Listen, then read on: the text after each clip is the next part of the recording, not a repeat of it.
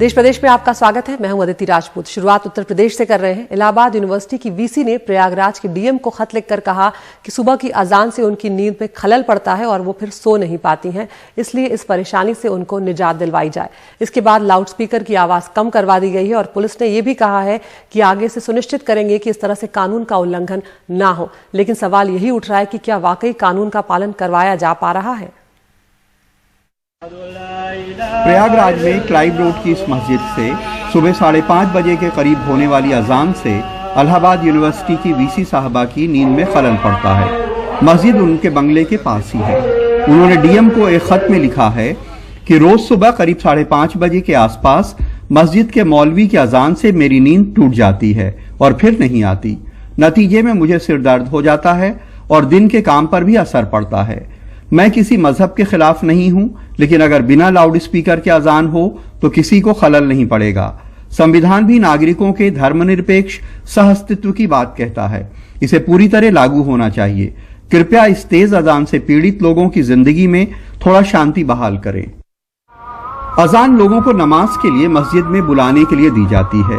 दुनिया की पहली अजान मदीने में मस्जिद कुबा में हुई थी, जिसे पैगंबर मोहम्मद साहब के कहने पे बिलाल नाम के एक शख्स ने दी। 20वीं सदी में लाउडस्पीकर की इजाद के बाद मस्जिदों में लाउडस्पीकर से अजान शुरू हुई। इसका मकसद दूर दूर तक लोगों को नमाज के वक्त की इत्तला देना है। लाउडस्पीकर का मजहब से कोई ताल्लुक नहीं है।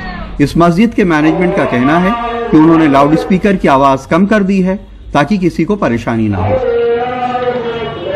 जिसका परमिशन भी है 2 हॉर्न का, इंस्पेक्टर साहब ने दरोगा जी को भेजा था कि आपका जो है लाउड स्पीकर थोड़ा तेज़ बज रहा है, जिससे लोगों को डिस्टर्बेंस होता है। हमने उसका वॉल्यूम और भी कम करा दिया है।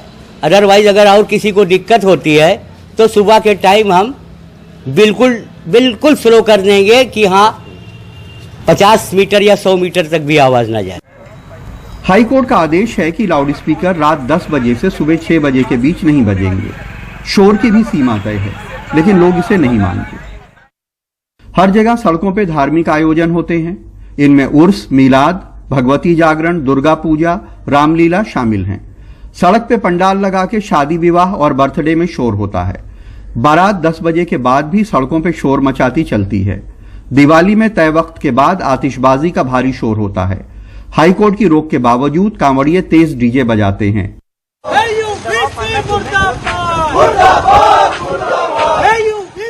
पुलिस और प्रशासन इनमें से कुछ नहीं रोकता है, इसलिए जब अजान पे एतराज होता है तो कुछ लोगों में इस पे तीखी प्रतिक्रियाएं होती हैं।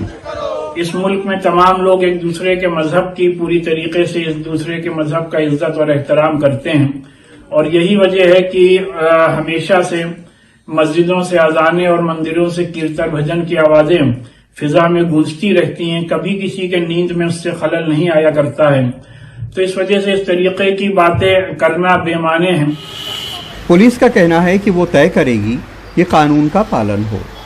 इस पर मैं तत्काल अध्ययन करके कार्रवाई करूंगा, जिससे कि जो माननीय उच्च न्यायालय और उच्चतम न्यायालय का आदेश है उसका अनुपालन किया जाए। जब लाउड स्पीकर का आविष्कार नहीं हुआ था तब भी दुनिया में धर्म था, और अगर दुनिया से लाउड स्पीकर चला जाएगा तब भी दुनिया में धर्म रहेगा। इसलिए लाउड स्पीकर को बिला वजह का मुद्दा नहीं बनाना चाहिए।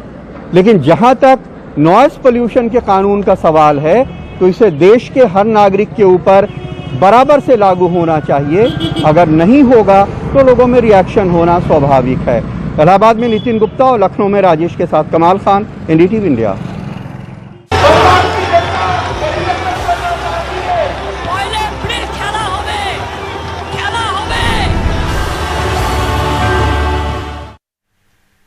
पश्चिम बंगाल में 27 मार्च को पहले दौर की वोटिंग होने जा रही है और चुनाव प्रचार जो है वो जोरों पर है। बीजेपी और तृणमूल एक दूसरे पर साजिश और षड्यंत्र के आरोप लगा रहे हैं। कोलकाता में बीजेपी दफ्तर के बाहर हंगामा और पथराव हुआ। पुलिस को लाठीचार्ज भी करना पड़ा। बीजेपी ने साजिश का आरोप लगाया है। उधर ममता बनर्जी ने भी उनकी जान को खतरा बताया है। उन्होंने आरोप लगाया कि उन्हें मारने का षड्यंत्र रचा जा रहा है। ममता ने झारग्राम में रैली की, जहां उन्होंने कहा कि मैं सबको फ्री में कोरोना का टीका देना चाहती हूं, लेकिन मोदी नहीं करने देते। क्यों? बिहार में बीजेपी ने मुफ्त टीके का वायदा किया था लेकिन नहीं दिया। ममता के पश्चिम बंगाल को कम टीके देने का आरोप पर सरकारी सूत्रों का कहना है कि टीके पर्याप्त मात्रा में दिए गए हैं, सबका प्रयोग भी नहीं हुआ है। আপনারা দেখেছেন আমি ভরসাঘাট সেতু বানিয়ে দিয়েছি। उधर तृणमूल कांग्रेस ने अपना घोषणा पत्र जारी कर दिया है। ममता बनर्जी ने पार्टी के घोषणा पत्र को जारी करते हुए कहा कि एक साल में 5 लाख लोगों को रोजगार दिया जाएगा। साथ ही किसानों को वार्षिक मदद भी 6,000 से बढ़ाकर 10,000 रुपए कर दी जाएगी और उच्च शिक्षा के लिए छात्रों को 10 लाख तक के क्रेडिट कार्ड का फायदा मिलेगा। हमारे सहयोगी मोनिदीपा बनर्जी की ये रिपोर्ट। व्हील चेयर पर थकी और कमजोर दिख रही ममता तृणमूल का घोषणा पत्र जारी होते ही बीजेपी पर बरस पड़ी। High loaded virus, a political party is playing all the nasty game, the dirty game. इस चुनाव घोषणा पत्र में 10 ऐसी बातें हैं जिनके दम पर वो वोटों की उम्मीद कर रही हैं, जिनमें 3 खास हैं।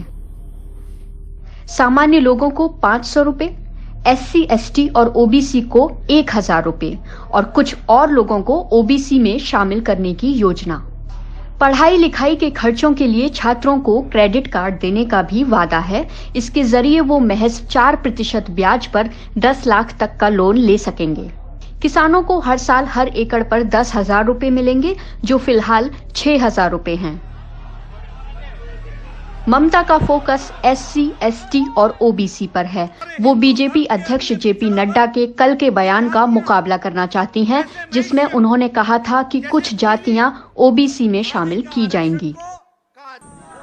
ममता के चुनावी घोषणा पत्र पर विपक्षी नेताओं की प्रतिक्रिया अभी नहीं आई है। Why they are not asking Narendra Modi not to go for publicity regarding vaccine or anything? Why Man Ki Baat? Everything is going on. Why Election Commission is not taking action against of them? BJP को अभी उम्मीदवारों की सूची बनाने में ही परेशानियों का सामना करना पड़ रहा है, लेकिन ममता की गाड़ी आगे चल पड़ी है, कम से कम इस राउंड में।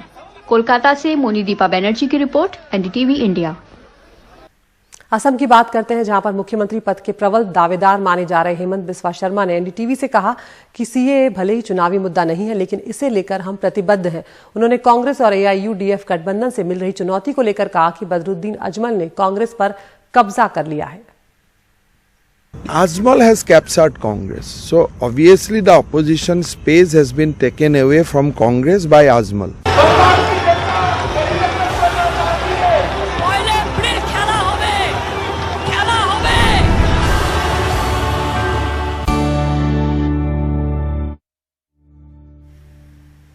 दिल्ली से टनकपुर जा रही जनशताब्दी एक्सप्रेस आज करीब 35 किलोमीटर तक उल्टी दिशा में चली। इसे बड़ी मुश्किल से खटीमा में रोका गया। टनकपुर स्टेशन आने से थोड़ा पहले एक जानवर ट्रेन की चपेट में आ गया था। ड्राइवर ने ब्रेक लगाकर वैक्यूम रिलीज किया तो ट्रेन विपरीत दिशा में दौड़ने लगी। ट्रेन में जो लोग बैठे हुए थे वो काफी डर गए उस वक्त ये देखकर कि ट्रेन उल्टी दिशा में आखिर क्यों दौड़ रही है। ट्रेन को खटीमा में किसी तरह से रोका गया, जिसके बाद मुसाफिरों को बस से टनकपुर भेजा गया।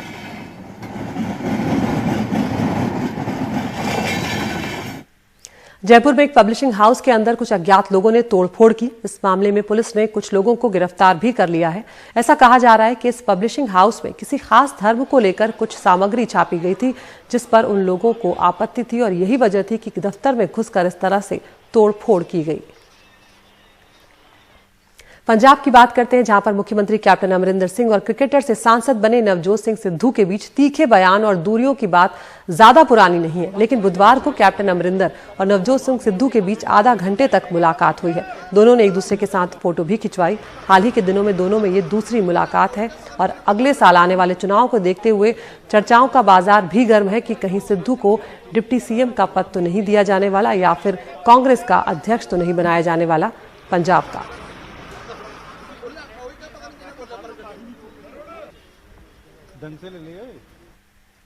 जम्मू कश्मीर की बात करते हैं। PDP के नेता और जम्मू कश्मीर के पूर्व उप मुख्यमंत्री मुजफ्फर हुसैन बैग पीपल्स कॉन्फ्रेंस में शामिल हो गए हैं। उन्होंने अपने करियर की शुरुआत इसी पार्टी से की थी।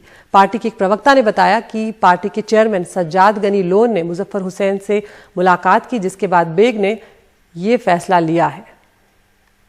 और अपनी सियासी जिंदगी की शुरुआत तेलंगाना के नागौल में गवर्नमेंट माइनॉरिटी वेलफेयर हॉस्टल में 38 बच्चे कोरोना पॉजिटिव पाए गए हैं। उन सभी को सरकारी अस्पताल में भर्ती कराया गया है और बाकी बच्चों को घर भेज दिया गया। फिलहाल उस वेलफेयर हॉस्टल को अस्थायी तौर पर बंद कर दिया गया है।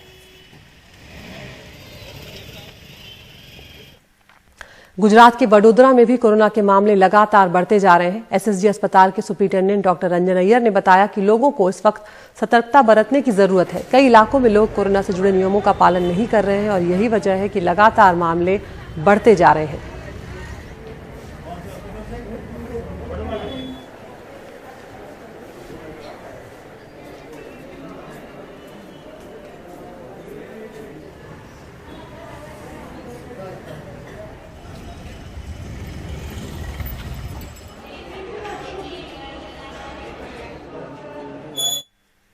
देश विदेश में फिलहाल इतना ही। नमस्कार।